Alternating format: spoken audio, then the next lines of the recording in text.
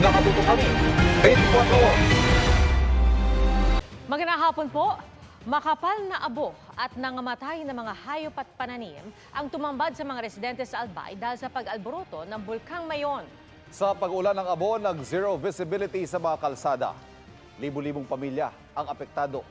Nakatutok si Jonathan Andal. Dito pwede tayo Ay, dito, no. Grabe, ang bilis. Para tayo hinahabol. Gumulat sa mga motorista sa Kamalig Bypass Road ang tila pader ng usok at abo nang mag-alboroto ang Bulkang Mayon. Ano? Ang bilis ng gapang, guys. Si Hughes Cooper Kenneth na nagja-jogging doon kasamang mga kaibigan, di malaman ang gagawin.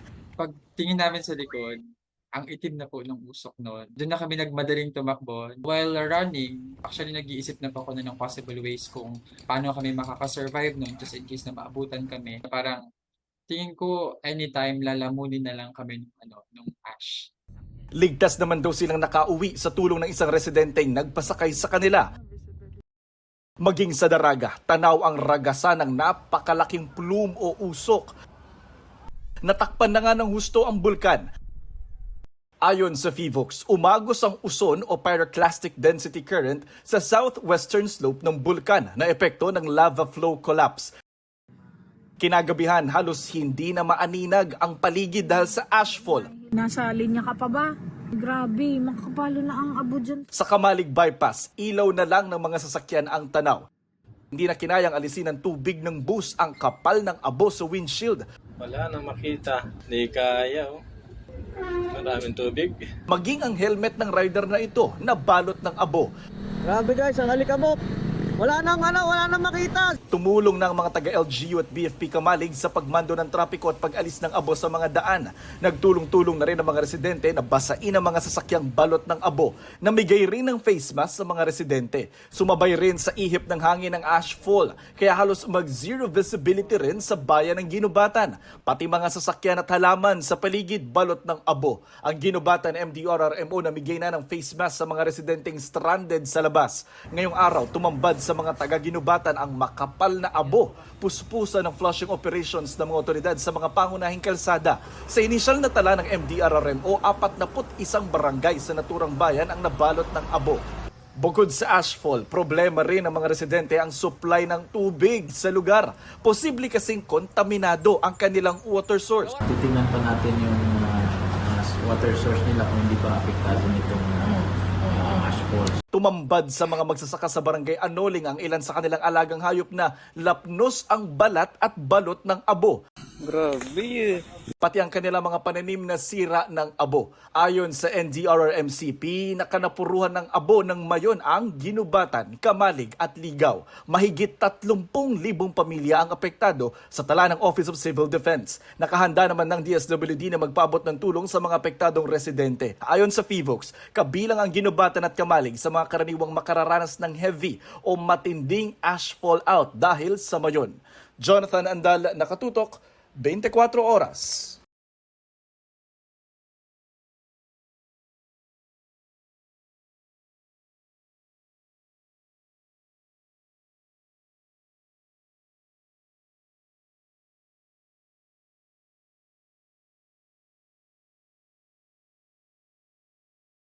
Same day nakaw ang nangyari sa isang bahay sa Quezon City na sa loob lang ng isang araw, 3 beses nilooban. Ang nahuli ka na nakawan sa pagtutok ni Katrina Son. Alas 3 ng madaling araw nitong Biyernes nang looban ng lalaking ito ang isang bahay sa Barangay Santa Cruz sa Quezon City. Dumaan sa main door ang sospek. Palingalinga siya habang sinisipat ang bawat sulok ng bahay. Maya-maya pa ay umalis ito na bitbit na ang ilang gamit tulad ng laptop. Nakita ng may-ari ng bahay ang naturang pagnanakaw. Wala kasi kami sa house, tapos nakita ko siya may entry ng 3 a.m. ng May 1. So, yung around mga 8, umuwi ako, tapos nakita ko yung doors namin, sira na yung door jamb. Nakapasok na sila at may mga missing na ng mga gamit. Hindi nila inireport sa pulisya ang pangyayari at umalis ulit ng bahay. Ang suspect Bumalik alas 7 ng gabi at may kasama na. Pumasok sila sa butas na nakaabang para sa aircon mula sa ikalawang palapag ng bahay. Natangay nila ang ilan pang mga kagamitan sa bahay. At sa ikatlong pagkakataon, muli silang bumalik maghahating gabi. Pero nag-alarma ang CCTV mula sa telepono ng biktima, kaya agad na siyang nag-report sa pulis. Nung mga 11 plus, nakita ko kakapasok lang nila, natsebuhan ko. Tumawag na ako kagad sa pulis. 8 minutes, 7 minutes pa lang, nandun na sila agad sa pulis. Tapos nandun na sila sa bahay. Natsyempohan ng mga otoridad ang mga sospek na nagtatago sa isa sa mga kwarto sa bahay. Agad silang inaresto. Nakuha mula sa kanila ang ilang gamit na pantanggal ng tornilyo at ang vacuum na kanilang ninakaw. Umamin at panahingi ng tawad. Manganak na po yung asawa niya, kaya po nagawa niya. Niyaya niya po ako. Ano po sabi niya? May bubuhatin lang daw po. Sa inisyal na investigasyon ng mga otoridad, may mga previous record to ng theft, robbery at saka yung 9165. Kaya siguro yun ang means of living nila para masustentuhan nila yung paggamit nila ng droga. maharap ang mga sospek sa kasong robbery. Katrina Son, nakatutok, 24 oras. Nananatiling aktibo ang Bulkang Mayon at muling nagbuga ng abo ngayong araw. Ininspeksyon ni DPWH Secretary Vince Dizon ang mga tinamaan ng ashfall. Ang latest na sitwasyon sa Albay, sa live na pagtutok ni Bea Pinlang. Bea. Ivan, perwisyo sa ilang bayan dito sa Albay ang abo dahil sa nag-aalborotong Mayon Volcano. Delikado po sa kalusugan natin ang ashfall, kaya doble kayod ang mga otoridad at mga residente para maalis ang abo. Nagmistulang deserto ang ginubatan Albay kasunod ng ashfall kahapon. Hanggang kaninang umaga, makulimlim at nabalot ng makapal na abo ang paligid. Ang mga palay na aanihin na sana ngayong linggo, hindi na mapakikinabangan. Malubha ang pinsalang dulot ng ashfall sa agrikultura ng probinsya. Hindi lang yung livestock, pati yung mga pananim. Lalo na yung mga palay. Ito ngayon ang medyo nag-worry ako dahil mataba na. Madali na yung nanihin. Ganito rin ang naranasan sa bayan ng Kamalig. Natabunan ng abo ang mga kalsada. Sasakyan, motorista, pananim, pati mga hayop sa bukid. Bumuga muli ng abo ang Mayon ngayong araw. Humigit kumulang 50 barangay sa Albay ang apektado. Nanuot na sa mga bahay ang abo. Halos zero visibility pa rin ang ilang kalsada. Kailangan namin linisin kasi unang-una may pasyente po ako sa loob, tapos may bata, kailangan namin i-isolate yun. Linisin muna, tapos saka kami makakagalaw-galaw ng maigi. Mahigit 1,300 residente sa Kamalig ang inilikas ayon sa DSWD. 5 kalabaw at 2 baka na ang namatay dahil sa ashfall. May ilan pang nawawala. Sa utos ni Pangulong Bongbong Marcos, inikutan ngayong araw ni DPWH Secretary Vince Dizon ang mga bayan ng Albay na apektado ng ashfall. Hindi pwede yung iagagay lang sa tabi ng kalye. Kailangan natin tanggalin kasi kung tatabi mo lang, titigas lang yan, hindi mawawala yan. Diba? So, kailangan linisin, tubigan, hakutin. Magdaragdag ng personnel at mga truck ng bombero para maklear ang abo sa kalsada at hindi na bumara sa mga kanal. Malapit na magtag-ulan, ano yan, bago pa tumigas ng parang simento yung ash na yan, kailangan i-clear na natin yung mga drainage, i-declare na natin. Nagbabayanihan ang mga residente para malinis ang abo. Nagpadala rin ng tulong ang mga kalapit na probinsya gaya ng Sorsogon at Camarines Sur. Nasa alert level 3 pa rin o magmatic unrest ang Mayon. Bawal pa rin pumasok at lumipad sa 6-kilometer permanent danger zone. Strongly discouraged ang non-essential travel malapit sa bulkan batay sa abiso ng Department of Tourism.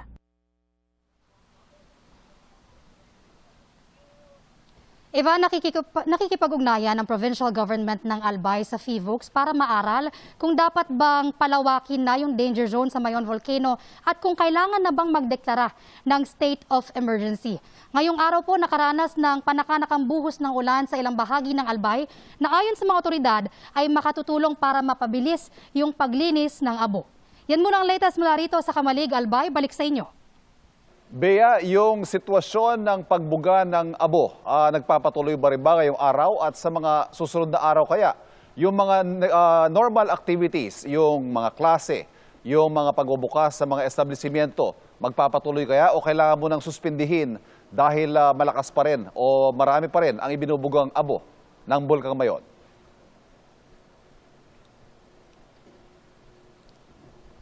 Evan, sa assessment ng FIVOX ngayong araw, nagpapatuloy pa rin yung pag-alboroto ng Mayon Volcano pero hindi na gaya nung kahapon. Suspendido na yung classes sa private at public schools sa ilang apektadong komunidad dito. Apektado rin yung mga hanap buhay, syempre gaya ng mga hotel dito sa Albay na nag-check out na raw yung mga guests nila at hindi na nagpatuloy pa ng kanilang bakasyon dito dahil nga takot na rin sila na maapektuhan nung patuloy na pagbuga ng abo ng Mayon Volcano. Ivan? Mag-ingat kayo ng iyong team. Maraming salamat. Bea Pinlac.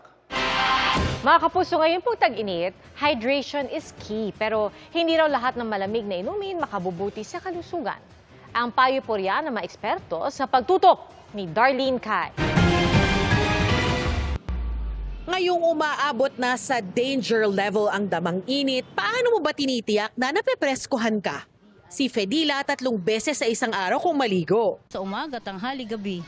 Dami naman, Nay. Ay, kailangan eh. Hybrid kasi ako. Si Joseph na tricycle driver, laging sumisilong. Sobrang init po talaga para tayong nasa Riyadh. Si Anjaneth, laging may baon na minifan. Kailangan pa rin. Lalo na po sa panahon ngayon, ang init sobra. At sa iba, quenching thirst is the key. Laging may iniim na tubig para ma-relax ng konti. Si Fernando, literal na todo kayod kahit nangangalay na sa pagkayod ng buko para sa tinda niyang buko juice. Halos doble po ang benta ko kaysa mga nakaraang araw na hindi pa po tag-init. Masarap sa pakiramdam after, tapos nakaka-hydrate siya, tapos compared sa soft drinks, syempre mas less sugar. Para payo ng mga eksperto, mahalagang hindi na dehydrate. Yung dehydration na yan ang dahilan kung bakit nawawalan ng malay o kaya nagkakaroon ng problema sa parang inaantok ka, yung nawawalan ng malay, hindi ka magising, hindi ka makaisip ng maayos, na isa sa mga sintomas ng ating heat stroke. Pero ika nga, not all drinks are created equal. No ang masyadong matatamis. At kung coffee or tea is life, sundan natin na malinis na tubig. Kasi pagka caffeinated, maaari tayong umihi ng mas madalas. Tawag po natin dyan diuretic at mas matutuyuan tayo. makatutulong din ng electrolytes o minerals para mabalanse ang pagtanggap ng katawan ng tubig at ibang nutrients. Ang buko juice ay inuming may natural na electrolytes. Pwede namang mag-do-it-yourself o DIY ng electrolyte drink gaya ng post ng Quezon City Health Department. Sinubukan namin yan ni Charmaine na tindera sa karinderya. Malamig na tubig with lemon and pinch of salt. Cheers! Para sa akin ay refreshing siya. Hindi sobrang lasa yung asin, no? Pero kung ayaw mo ng tubig lang, pwedeng-pwede to. Ikaw ba? Refreshing siya. Pero hinay sa asin at asukal, ha? Pag masyado tayong maraming asin kasi nagkakaroon tayo ng water retention or yung iba kabaliktaran, para bang nahihirapan yung ating bato, yung ating kidney. The best pa rin daw uminom ng malinis na tubig na tumbas ng 2 litro kada araw o 8 hanggang 10 baso. Darlene Kai, Nakatutok, 24 oras.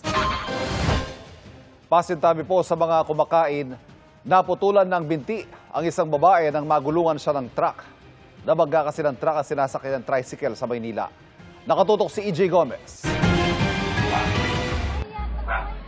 Ha? Ayun o, sa ilalim ng trailer o. Babae. Ayun o. Ayun o, sila mo. Kuha ang video na yan sa Mel Lopez Boulevard, Barangay 18, Tondo, Maynila, pasado alas 10 kagabi. Ayon sa otoridad, isang babaeng angkas ng tricycle ang nahulog matapos mabangga ng trailer truck ang kanilang sinasakyan. Siya ay pumailalim at magulungan ng trailer truck. Ang insidente nasa pool sa CCTV. Ayan yung motor na sumalubong sa kanila, kaya si tricycle pumagit na. Ito po yung truck, ito yung tricycle, huminto dahil nabangga na yung tricycle na nakasakay yung babae sa back ride. Sabay sila ng tinatak na daan, ngunit may isang motorsiklong papunta sa kanila, kaya nailang yung tricycle. Kaya pumagit na at yun, nabangga nga na siya ng truck. Nabangga yung tricycle dun sa may kwetan. Nakita ko, pumasok na yung babae sa ilalim ng truck. Umaray lang po yung babae. Umaray lang. Napasigaw lang, umaray. Sa investigasyon ng Manila District Traffic Enforcement Unit o MDTEU, pasahero ng tricycle ang biktima na sumakay sa Divisoria at pauwi na sana sa Parola. Marami po nakakita na sumingit yung tricycle. Kaya yung babae napatalon. Natakot yung babae, pumasok sa ilalim ng truck. Hindi naman daw nawala ng malay ang 24 anyos na biktima na napuruhan sa kaliwang binti na kinailangang putulin. Masakit para sa amin na galing sa trabaho yung anak namin, pauwi na sana para makapagpahinga. Ngayon pa yung natamo niya na. Nasa kustodiya na ng MDTEU ang driver ng trailer truck at tricycle. Hindi sumingit, mayroong nagsunod na container van. Tapos nabundol ang plate number, ang pasayro nabiglaan, nahulog. Tapos ito, naipit. Hindi sinasadya yun, ma'am. Salanan din po niya. Sino pong nila, sir? Yung po na-accident. Maharap ang mga drivers sa reckless imprudence resulting in physical injury. EJ Gomez, Nakatutok, 24 Oras. Nanindigan po si Senate President Tito Soto na pwedeng i-convene ang impeachment court basta may 13 senador na present. Yan po ay kahit posible umunong mauwi sa kudeta sa Senado kung haharangin ito ng ilang senador ayon po sa isang dating Senate President. Nakatutok si Mav Gonzales. May 5 miyembro ngayon ng tinaguriang Duterte Bloc sa Senado, sina Senador Bato de la Rosa, Bongo, Rodante Marcoleta, Robin Padilla at Amy Marcos. Bahagi sila ng minorya kasama sina Senador Alan Peter Cayetano, Cheese Escudero, Joel Villanueva at Jinggoy Estrada. Sabi ni dating Senate President Coco Pimentel, posibleng mauwi sa kudeta kung gusto harangin ng ilang senador ang impeachment ni Vice President Sara Duterte. Sabi kasi ni Senate President Tito Soto, oras na matransmit sa Senado ang Articles of Impeachment, kaagad niyang i-convene ang impeachment court. Ang opinion niya, kailangan mag-trial. So, hindi siya papayag na hindi mag-trial. What is the only way? What is the only way na ma-enforce ng majority kung ayaw nila mag-trial? Ang laki ng minority ngayon, 15 versus 9 eh. Opo. Tandaan mo na you only need 13 votes to elect the Senate President or to elect a new Senate President. Tingin ni Pimentel, maninindigan si Soto kahit pamapalitan siya sa pwesto. Sabi kasi ni Soto, pwedeng i-convene ang impeachment court basta't may 13 senador na present. Kung palitan siya, so be it. ang importante yung lugar niya sa history, sa kasaysayan na mapakita niya sa mga apo niya siguro na tama yung paninindigan niya kahit na ang kapalit losing the position. Tingin ni Soto, walang mahabang debate kung magkaroon ng trial sakaling umakyat sa Senado ang Articles of Impeachment laban kay Duterte. Kung matuloy, gusto ni Soto ng pre-trial para maayos at mabilis ang proseso at wala ng sorpresa.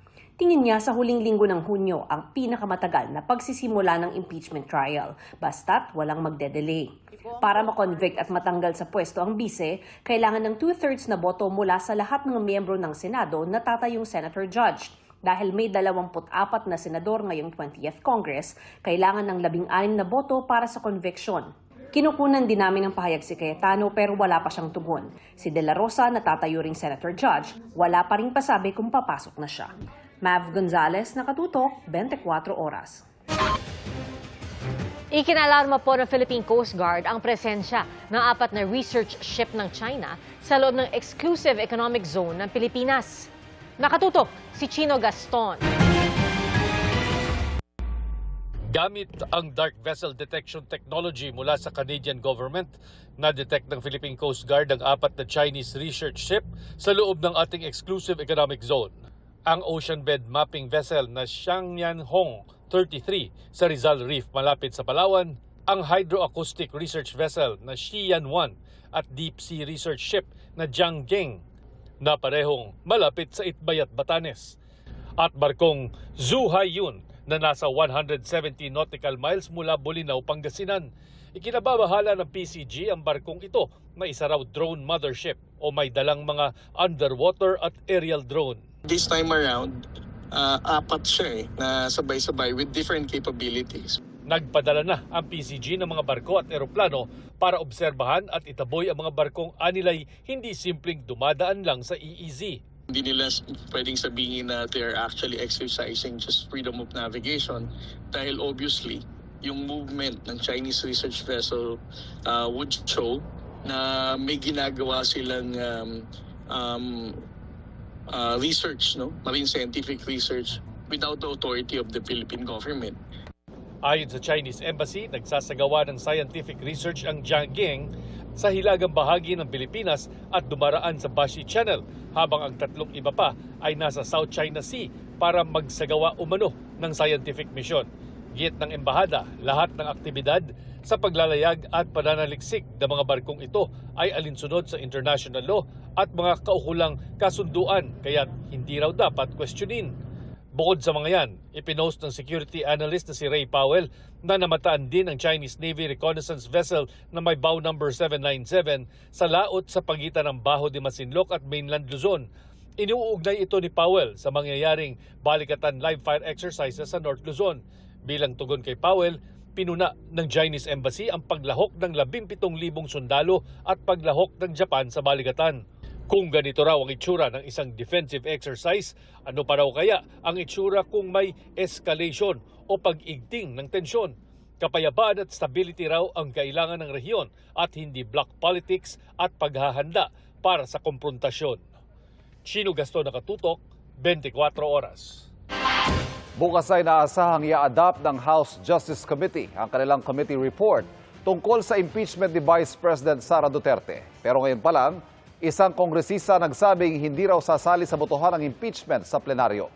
Nakatutok si Jonathan Andal. 2026. Magkikita ulit bukas sa mga miyembro ng House Justice Committee at inaasahang i-adopt na nila ang committee report na nagsasabing may probable cause para i-impeach si Vice President Sara Duterte.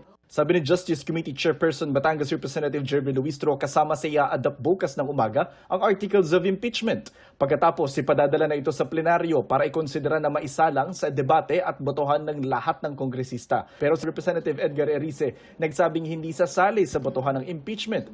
Hindi ko sinasabi na walang pagkukulang o pagkakamali si VP Sara, pero sa tingin ko ayoko maging parte nitong moro-moro na ito na labanan ng mga dinastiya at hindi naman talaga ito sa pagsusulong ng accountability, hindi naman ito sa pagsusulong ng governance.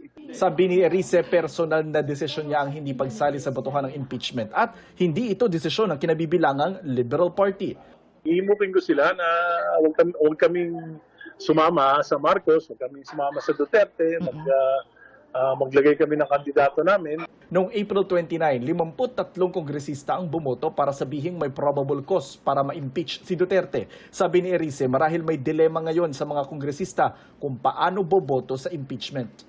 Tinatansya yan ng mga nakaupong congressman, ano ba mas makakabuti sa akin? Self-interest over national interest. For example, yung mga nasa Mindanao, siyempre apektado sila nung backlash. Sinusubukan pa namin kunin ang panig ni Luistro kaugnay sa pahayag ni Erice. Jonathan Andal, Nakatutok, 24 Oras. Isa ka ba sa mga tila tinatamad kumilos tuwing tag-init? May paliwanag dyan at may paalala ang mga eksperto. Alamin sa pagtutok ni Katrina Son. Fun under the sun ba kamo? Para sa ilang rider na normal mababad sa araw. Extra challenge ang gumalaw kapag napakainit. Parang pag kumilos ka, parang hindi ka komportable. Parang gano'n yung sarili mo, parang nakakatamad talaga gumalaw. Pero kailangan bumiyahe kasi para sa anak ko eh. Nilalabanan ko na lang po. May ibang mas pinipili ang staycation dahil kahit paglabas lang, kinatatamaran pa. Yung iba nasa bahay na lang po, nasa aircon. Kesa naman po lumabas, magbabad sa initan. Nangyayari talaga ang pagiging sluggish kapag mainit ayon sa mga doktor. Tawag actually dyan is called summer lethargy. Sa mga warm-blooded creature gaya ng mga tao, natural na aktibo ang katawan para mapanatili ang normal na init sa loob. Pero kapag umiinit sa paligid, mas nagiging aktibo ang katawan. Kapag mainit kasi, yung katawan natin, we need to use a bit of more of energy. Ibig sabihin din nun, mas mataas yung chance ng katawan natin para mapagod. Kaya kung para kang tinatamad o napapagod, paraan daw iyan ng pag-slow down ng katawan. Diba? Pag ang mga gadget natin naglulubat, nagkakaroon tayo ng power saving mode. So ganun din yung katawan natin. Pero wag daw ito baliwalain. Kung tila mas irritable ka bukod pa sa ramdam ng katamaran, posible ring senyales ito ng dehydration. Nahihirapan kasing gumana ang utak at katawan kapag kulang sa fluids. Payo ng mga eksperto, laging uminom ng tubig. Mainam din ang buko juice at iba pang electrolytes. Mas mahirap ding mag-digest o tumunaw ng pagkain kapag mainit, kaya better ang lighter meals. Maaari ring maglagay ng cooling towels para ma-relax ang katawan. At syempre, maligo. Dahil ngayong tag-init, dapat cool ka lang. Katrina Son, Nakatutok, 24 oras. Hulikam sa Las Piñas ang grupo ng mga menor de edad na nanggulo sa isang umaandar na jeepney. Kasunod niya naglunsad ng operasyon ng mga otoridad. Nakatutok si Marisol Abduraman. Nakaloko ko may mga pasahero pa, kawawa na may mga pasahero. Sumampa at pilit na sumakay sa loob ng jeep itong mga nahulikam na menor de edad sa Las Piñas. May hinahablot sila sa mga pasahero. Hinabol din nila ang humaharurot na jeep. Ang isa may hawak umanong matulis na bagay. Ito may ice pick pa yung isa. Nasaan ba yung mga pulis? May hawak na ice pick. Inaagaw yung kung ano man ang gamit na meron. So, kailangan mas makontrol natin mas maaga. Sabi ng Las Piñas Police, nangyari ito kahapon sa Barangay Almazan 1. Isang minor doon na ice pick, allegedly ice pick. Ang sabi po ay nagdala daw po ng ice pick yun kasi may mga kalaban na isang ganoon po. Nagsagawa ng operasyon ng Las Piñas Police sa tulong ng barangay kaninang umaga. 8 ang nailigtas, edad 9 hanggang 14. 4 sa kanila ang nakita sa nasabing viral video. Isang minor din dyan, naghihikayat sa kanila na sumama. So, tinanong namin kung anong gagawin nila. Ang nabanggit po nila is, wala naman silang kaalam-alam kung ano yung pupunta nila at anong gagawin po nila, ma'am. Isa sa mga na-rescue ang 13 anyos sa babaeng anak ni Lita, di niya tunay na pangalan. Isang linggo hindi ko maunin doon sa kasi sobrang tigas ng ulo kasi niyan. Sorry, isang linggo ano po? Doon siya muna sa DSWD. Kukunin ko rin po siya. Ano sabihin ko sa kanya? Wala na pinakasitingga kasi. Kaya yung ganyang ginagawa ng anak ko, hindi ko alam yan. Kasi 13 anyos, babae. Mas mapapariwara ho siya pag nasa labas ho siya. Inamin naman po ng nanay na talagang hindi niya kaya, hindi nila makontrol. Pinamedical check-up ang mga bata. Sabihan po natin yung kanilang mga magulang na i-advise nila yung kanilang magulang, yung mga kanilang mga anak na huwag gumala and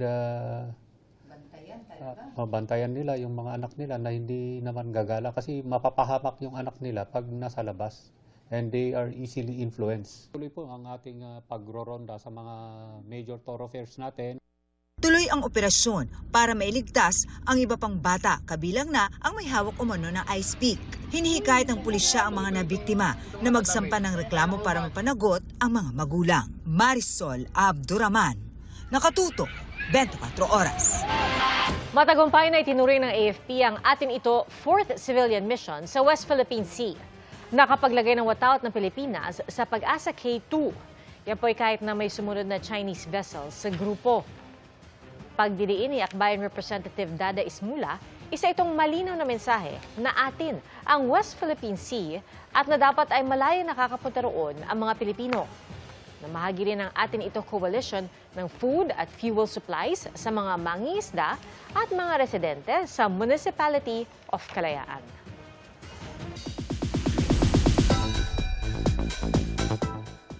Break muna from acting ang Kapuso Stars na sasabak sa basketball game na bida sa arena. Before the game, sabay-sabay munang nag-warm up ang Team Sparkle. Sabi ni Mavi Legaspi, dream come true ang makapaglaro sa arena. Team captain si David Licalco, kasama rin niya sa Team Sparkle ang bestie na si Dustin Yu, pati na sina Paul Salas, Raver Cruz, Will Ashley, Josh Ford at iba pang Kapuso Hunks. And that's my chika this weekend. Ako po si Nelson Canlas. Pia, Ivan? At yan po ang mga balita ngayong weekend. Ako po si Pia Arcangel. Ako po si Ivan Mayrina. Ito ang GMA News. Walang kinikilingan, walang pinaprotektahan. Noon at ngayon, serbisyong totoo.